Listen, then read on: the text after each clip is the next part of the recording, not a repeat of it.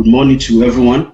And first of all, let me thank the organizers of this program for coming up with such a very wonderful event like this for this video conferencing, and then we can be able to discuss, especially those that are organizing the sessions.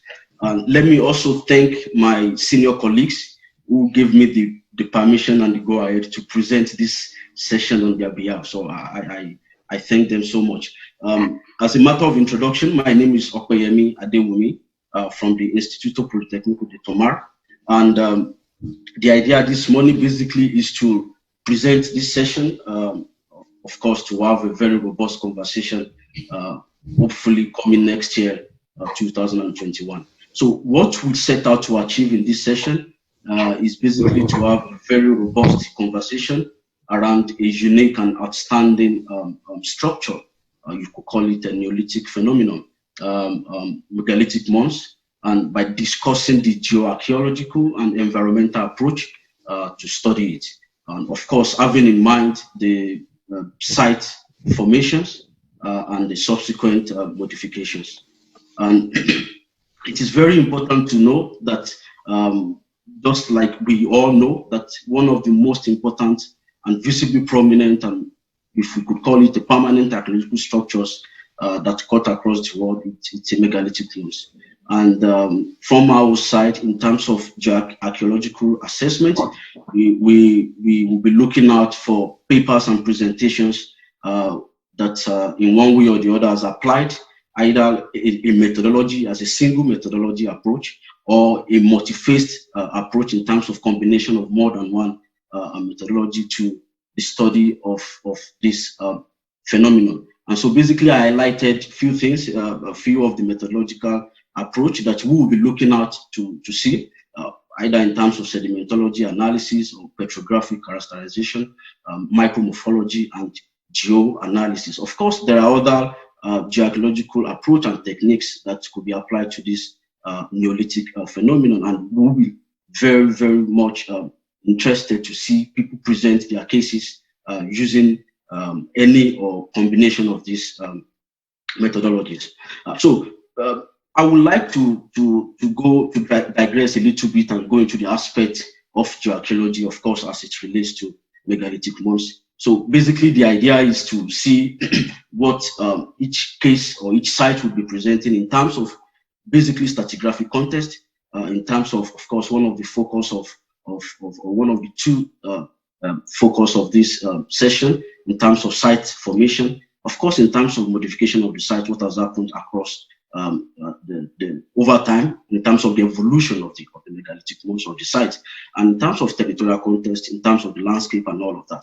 And also lastly, of course, the end result will be a paleoenvironmental reconstruction. And that is why we have this assessment that we are looking at, that at the end of the day, we'll be able to have a multi-phased approach to see, to study this special and unique phenomenon. Okay. And then basically looking at one of the two legs of our focus in terms of this presentation, we are looking at the site formation. And what will be interesting to us to see in the presentation that will come up hopefully next year is the distinction in terms of physical, biogenic, and cultural components. And in terms of the physical component, we want to see and discuss about natural geological processes. In terms of biogenic, we want to see if they are of animal extinction of the animals and plants, if as the cases may be. In terms of cultural, we want to see about the cultural material remains, and basically also in the aspect of materials that are linked with anthropic activities. We want to see those, if there are materials of bones, of course, we all know that the megalithic mounds serve several functions and for different people at different points in time. And of course, in terms of when we are talking about this, we've seen a lot of mounds that are associated with burials, with rituals, and all of that. So we want to see what has happened within the chambers, in the surroundings of the chambers, and all of that. And that's why we have this. We're looking out to see all of this, and then at the end, we want to see people talk about archaeosedimentary process. And on the other end, sorry. On the other end, the modification of the site, we want to see people talk about the pre-depositional dispersion that has occurred at the stage of the modification of the site. We want to see post-depositional interference and modification that must have occurred if there is any, I beg your pardon. And of course, we want to see if there is a site destruction, because we've seen across in terms of research and studies that at some point, some of these megalithic mounds were destroyed, and then we want to see what event led to what and what happened subsequently after the destruction. What are the modifications that happened? Then we want to see in terms of context interpretation.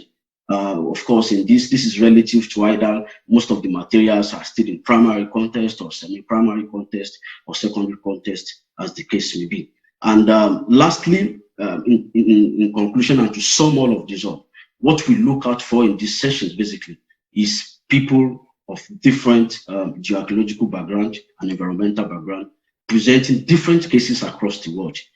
We want to see people presenting cases in line with the methodologies they've applied, of course, either as a single methodology or a combination, which is something that I refer to as the multi-phased approach, combination of one, two or more methodologies to assess this Neolithic phenomenon. Also, we want to see the understanding of the natural and anthropic agent involved in the site, which is very key. We want to know if it's more disturbed by natural process or by anthropic agent, or even a combination of the two.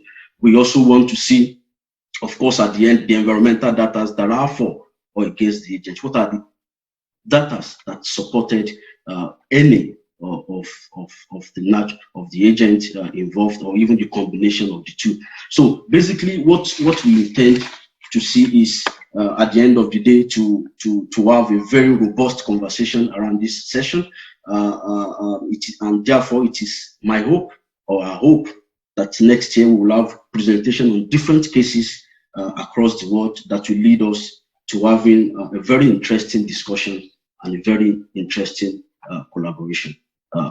Discussion and collaboration, of course, moving forward. And thank you very much for listening and for your attention, and see you all next year. Thanks.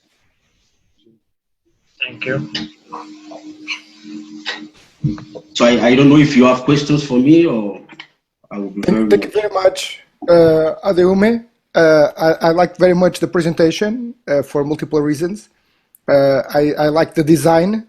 It's really light and fresh, and by comparison with many presentations that are very dark. I usually don't like very dark presentations, and this one is very vibrating. But now about the content, I think this is very, very important because we don't have enough work done on geoarchaeology, on megalithic monuments, and they are very complex. So any information, any data that we can get to refine our perception about the site formation processes in such complex contexts like dolmens and other megalithic monuments are always welcome, and they are very, very important. I think we are many steps behind when you compare with other contexts. Like for instance, in Paleolithic, it's very usual now today to have micromorphology works on the context. When you have a heart, when you have the transitions between layers, but you don't have that in the megalithic tomb. So I hope that you will have we'll have a lot of work to do in Portugal about it.